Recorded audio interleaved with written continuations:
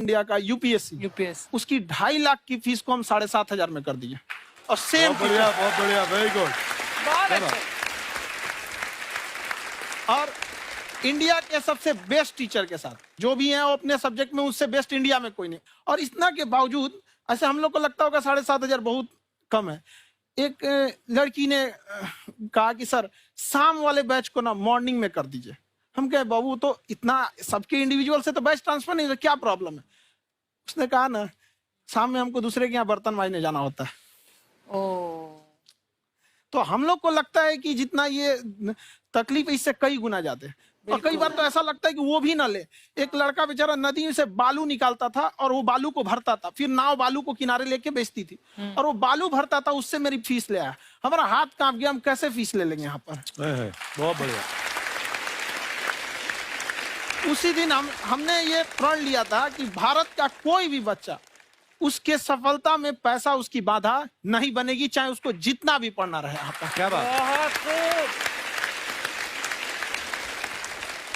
और अर्चना जी, मैं इनके बारे में एक बात, खान सर आपके बारे में मैं एक बात कहना चाहता हूँ।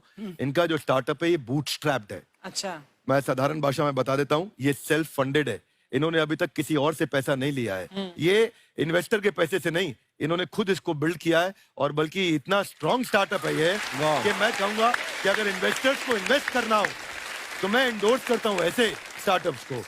यही सब चीजों को देखते हुए कई लोगों ने धमकी भी दिया था वहां पर। अच्छा। और उसके बाद बम चला दिए और 7-8 बम चला दिए और कुछ ब्लास्ट हुआ। एक बेचारा नया लड़का आया था एडमिशन लेने के लिए, उसकी स्कूटी उड़ा दिया। वो आया था, कहा कि सर हम तो पढ़ने आए थे, हमारा स्कूटी उड़ गया। हमारी ऑफिस उड़ा दिए सब। एक तो पास में आके गिरा और नहीं फटा वो।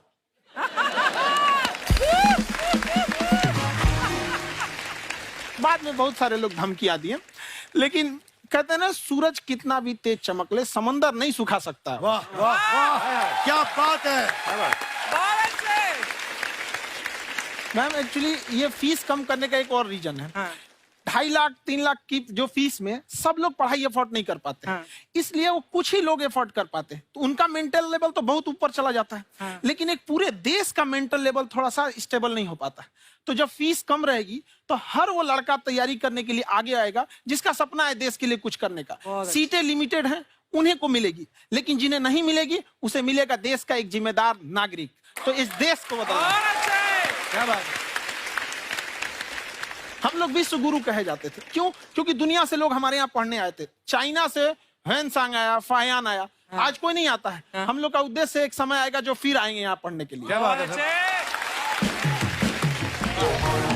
पर आप देखो अर्चना जी, सबसे ज्यादा आईपीएस IAS बिहार से निकलते हैं। आप देखो पढ़ाई लिखाई में पॉलिटिशियन बहुत बड़े बड़े निकले हैं। तो ऐसा नहीं है, हर जगह ऑप्शन भी नहीं है वहाँ पे, इंडस्ट्री नहीं है, खेती करेगा तो कोई खास वो नहीं रहे।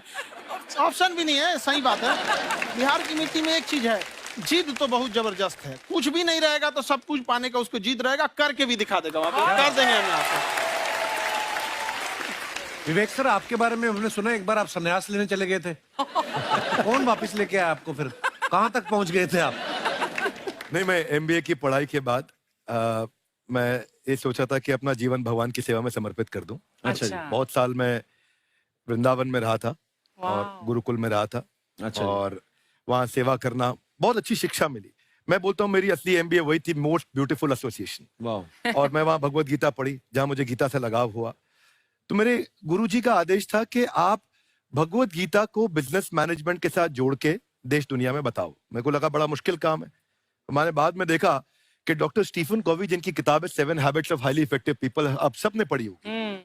उन्होंने बोला मैंने 7 हैबिट भगवत गीता से लिए। और हमारे देश के लोग ऐसे हैं जो मेरी किताब पढ़ते हैं, जो कि 3.5 मिलियन कॉपीज बिक चुकी हैं, और भारत में भगवत गीता नहीं पढ़ते। तो मुझे लगा कि मैं गीता विद मैनेजमेंट के ऊपर आकर के बातचीत करूं। मुझे लगा बहुत कठिन होगा, पर मेरे गुरुजी का आदेश था कि कठिनाई आपको तभी तक दिखेगी जब कठिनाई को देखोगे। तो एक छोटा उन्होंने मुझे बताया, पूछा कि इस कमरे में लाल रंग कितनी जगह है, देखो आप भी एक बार जरा देख के बताओ। 7-8 जगह लाल रंग दिख रहा है यहाँ पे आपको? 1 ये 2, वो लाल रंग टी शर्ट पे 3 4 5, ये लाल हो गया 6, उधर लाल हो गया 7, एप्पल लाल, बिल्कुल ठीक 7। पर जब आप लाल रंग ढूंढ रहे थे तो क्या आपको हरा रंग दिख रहा था? Yes no? नहीं। जब आप लाल रंग ढूंढ रहे थे तो क्या आपको काला रंग दिख रहा था? Yes no? नहीं। नो। जिंदगी भी ऐसी है, जो ढूंढोगे वही मिलेगा, बाकी कुछ नहीं मिलेगा। तो उन्होंने कहा कि आप इसी सोल्यूशन पे फोकस करो और गीता के मैसेज को पहुंचाओ। तो मैं बिजनेस मैनेजमेंट के प्रोग्राम्स कॉर्पोरेट्स में करने शुरू किए, क्योंकि गीता पहला मोटिवेशनल सेमिनार जो पृथ्वी के इतिहास में कपिल जी हुआ, वो कृष्ण ने दिया था। पहले मोटिवेशनल स्पीकर इस पृथ्वी के इतिहास के कृष्ण थे, जिन्होंने अर्जुन को रणभूमि में मोटिवेट किया था। बड़ी पेशेंस कृष्ण ने अपने लीडरशिप क्वालिटी से दिखाई, वो मुझे बड़ा इंस्पायर किया, वो चर्चा ने इंस्पायर किया और डिस्कशन ने इंस्पायर किया। तो उस डिस्कशन को मैं आज भी लेके चलता हूं अपने साथ। कहां सर, हमने सुना है आप 5 स्टार में रुके थे कल और नीचे जाके वड़ा पाव खाने गए आप रेहड़ी पे। एक्चुअली क्या है ना कि वहां जो चीजें सीखने को मिलती है ना, खाली पेट और खाली जेब इंसान को जो सिखाते हैं वो किसी यूनिवर्सिटी कॉलेज में नहीं सिखाया जाता। और गरीबी बड़ा बेशरम चीज होती है। तो कहते हैं कि मौत भी तू जल्दी आया कर गरीब के घर में। कफन का पैसा भी खर्च होता है दवाइयां खरीदते खरीदते। हाय हाय हाय, क्या बात है। और खान सर की खासियत ये है कि जिसको तो पढ़ना है, जिसको एजुकेशन चाहिए, वो तो इनका वीडियो देखते हैं। लेकिन वैसे भी कई लोग, जैसे अर्चना जी बात करी थी, कहती मैंने जब देखना शुरू किया तो मैंने बैक टू बैक इतने सारे वीडियोस देखे, क्योंकि आपका जो तरीका जो बोलने में, एक तो इनकी जो टोन है पढ़ाने में, और साथ साथ में जो ह्यूमर आता रहता है, तो उसकी वजह से और भी इंटरेस्टिंग हो जाते हैं आपके वीडियो। शुरुआत में हम लोग जब स्टूडेंट लाइफ में थे, या हम कई स्टूडेंट को भी देखते हैं, वो बेचारे जब थक जाते हैं तो आपका शो देखने लगते हैं। तो शुरू में हमको लगता था जब कि अरे यार हमारी पढ़ाई उसके लिए है, लेकिन पढ़ाई में थक जाता है, शो देख के नहीं थक जाता। तो हमने सोचा दोनों को मिक्स कर देते हैं। तो हमने उसको, और आज आपको पता नहीं हमने भी यही किया है। मिक्स करने। हमारे एजुकेशन सिस्टम में 2 कमी है, एक एजुकेशन की, दूसरा सिस्टम की। आप पटना से हैं ना? हाँ। हमें भी पटना पसंद है। बस कोई पटाने वाला चाहिए। नहीं, मजाक नहीं कर रहे हैं। आपका जो चैनल है, हम दिन में 10 बार आपके चैनल को सब्सक्राइब करते हैं। अरे हाँ, और बेल आइकन तो हम इतने जोर से दबाते हैं कि बाकी यूट्यूब वाले बाहर निकल के देखते हैं कि ये कौन है जिसने इनका चैनल इतना जोर से दबा दिया बेल आइकन। बुढ़िया, तो शर्म नहीं आती? आते ही फ्लर्ट शुरू कर दिया ना तूने। तो जाते हुए करते हैं क्या? विवेक जी नमस्ते। आपसे एक काम था छोटा सा, कर देंगे आप? ये क्यों करेंगे? नहीं, गुरुजी हमेशा अपने वीडियो में कहते हैं कि विवेक से काम लो, विवेक से काम लो।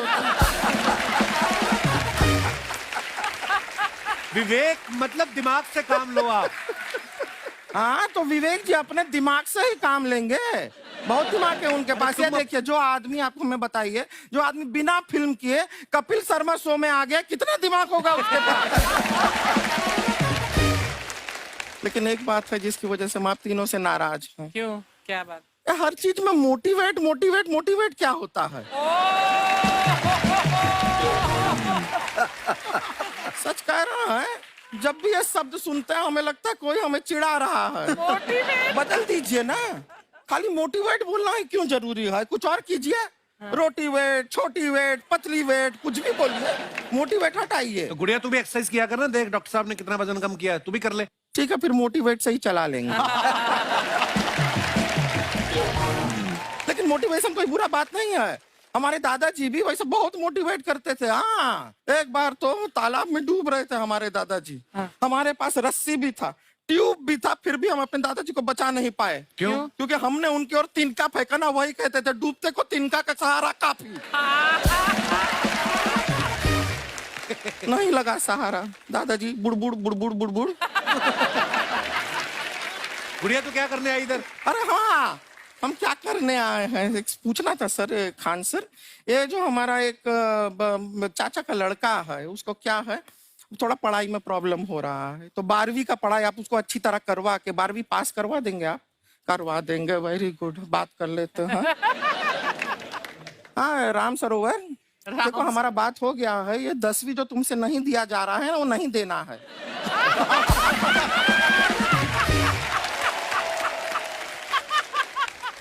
टेंशन नहीं है, 10वीं का खान सर से बात हुआ, ये सीधा 12वीं पढ़ा के पास कर देंगे। अरे ऐसे नहीं होता, पहले 10वीं पास करनी पड़ेगी, फिर 12वीं होगी ना। ऐसा कोई जरूरी नहीं है ये सीक्वेंस। हमारे मौसा जी थे, उनसे ना 10वीं हुई ना 12वीं हुई, अभी 3 दिन पहले सीधा उनकी 13वीं हुई। एक्चुअली क्या है, पढ़ाई लिखाई का हमको बहुत ज्यादा नॉलेज है नहीं। गांव में पढ़े हैं ना सर। स्कूल कहाँ होते थे अर्चना जी, गांव में स्कूल नहीं था, पेड़ के नीचे पढ़ते थे हम। यहाँ तक कि हमारे पास ब्लैक बोर्ड भी नहीं था। हमारे मोहल्ले की जो भैंसिया थी उसको खड़ा करके टीचर उसके ऊपर लिख के पढ़ाती थी। मजाक नहीं कर रहे हैं। और आप तो समझ रहे हैं, अभी ब्लैक बोर्ड की एक अटैच डस्टर था बैक बोर्ड का, समझ रहे हैं ऐसा, वो पीछे से आता था, लिखा हुआ मिटाता था और चला जाता था। ये तो कुछ भी नहीं है। एक बार क्या हुआ, हमारा स्कूल शुरू हुआ, शुरू होते ही 2 महीने के लिए छुट्टियां हो गई। क्यों? ब्लैक बोर्ड ने बछड़ा दिया था ना। तो वैसे आप लोग ना इतने ज्ञानी हैं, सब कुछ जानते हैं। आपसे एक टेक्निकल सवाल पूछे। एक बार ना 4 दोस्त थे, 4 दोस्त, साम दाम दंड भेद।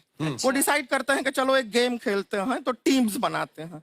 तो साम दाम ने एक टीम बनाया। इस पे भेद को बहुत गुस्सा आया, पता है क्यों? क्यों? क्योंकि भेद को दंड मिला ना।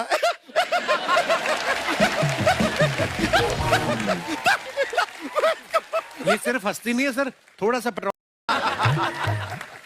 इतना है कि और भी बता दीजिए, जब हम बीमार होते हैं हम डॉक्टर के पास नहीं मैकेनिक के पास जाते हैं, और डिटेल दे दीजिए।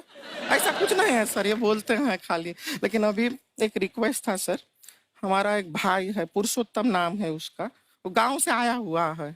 आप लोग थोड़ा उससे सब बातचीत करेंगे, थोड़ा उसको प्रोत्साहन देंगे। और शर्मा जी, आपसे भी एक रिक्वेस्ट था, आपसे हमने कभी कुछ मांगा नहीं है। पुरुषोत्तम आएगा ना, एक बार बस उससे कह दीजिएगा, पुरुषोत्तम तुम कितने हैंडसम हो। मैंने देखा ही नहीं अभी तक। हाँ, तो देख के बस बोल दीजिएगा तुम ठीक है। कितने हैंडसम हो, ऐसा बोल दीजिएगा प्लीज। ठीक है। हम बुला लेते हैं पुरुषोत्तम।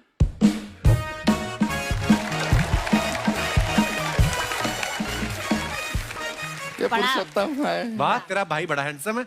है तो हमारे खानदान में सब हैंडसम है, ज्यादा चापलूसी करने का जरूरत नहीं है। देखा हमारा यहाँ पे कितना चलता है। एक नंबर दीदी, एक नंबर। सब लोग हैं, हाँ, नमस्ते कर दो। ये बड़ा अच्छा लड़का है, गांव में ना भैंस चराता है, इसको थोड़ा मोटिवेट कीजिए ना। नहीं तो मतलब भैंस चराता है तो मोटिवेट करके क्या होगा, शेर चराएगा बाद में। अरे शेर चराएगा तो शेर इसको चर नहीं जाएगा।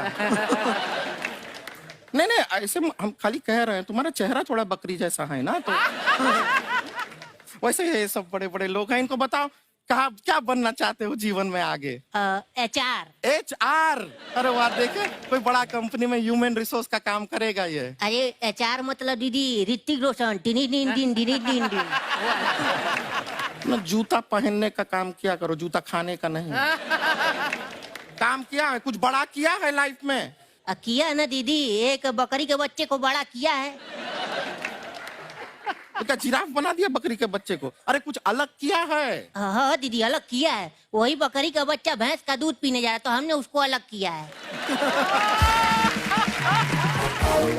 इससे नहीं होगा, मैं रहने दो, इधर आओ। ये देखो इतना बड़ा बड़ा लोग बैठा है, इनके सामने ऐसा बातें करोगे? इनसे मिलो, इनसे मिलो। विवेक जी तो कितना मार्केट के बारे में भी जानते हैं, मार्केट का कोई सवाल पूछो इनसे। सर परसों जो है मार्केट में हमारी साइकिल गायब हो गई, आपने देखा है क्या? हमारी साइकिल गायब हुई ना, हाँ। इसलिए दिमाग से पैदल हो तुम। पैदल समझते हो? हाँ। चल लोगे? 20 कदम चलोगे? हाँ। हाँ, घूमो जरा, अभी 20 कदम चल के दिखाओ। निकलो।